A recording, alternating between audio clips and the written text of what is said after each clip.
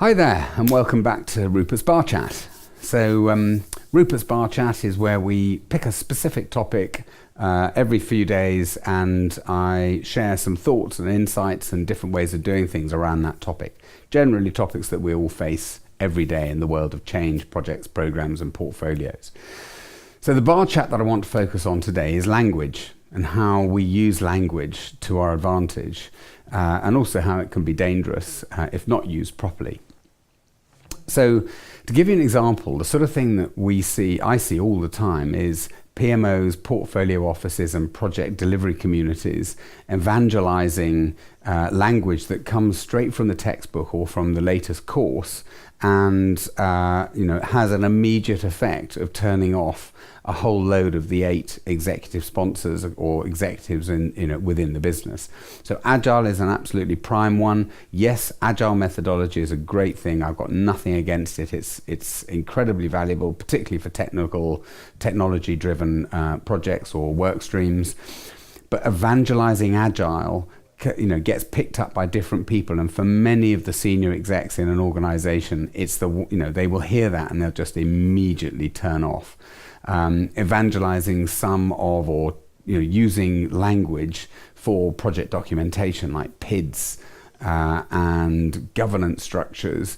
One of the issues that PMOs have is the perception that they're administrative, they are report processors, they make things more slow, they are bureaucratic, they're difficult, slower, they make life harder rather than easier. And that's a perception. It may not be reality, but it is a perception.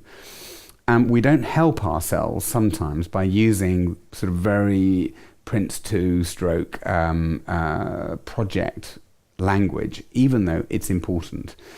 So the way that I look at it, and this is my sort of bar tip of the day, is it's a bit like an iceberg. The top of the iceberg you can't see very much, but what you can see is a small amount that everyone can see. What matters is that the bits that you can see in terms of language are acceptable, aligned with the organization, aligned with the culture of the organization, and don't turn people off, particularly your executive group. The bit that's below the surface, generally on an iceberg, is absolutely massive. And that's that may well be the anchor of your portfolio delivery capability. And it may be lots of Agile methodology, program charters, PIDs, governance structures, etc. But you sort of make that the engine that sits under the bonnet that's not necessarily that visible. Because if it is visible, it's going to turn some people off, and it's going to generate the perception of slow, laborious and hard, etc.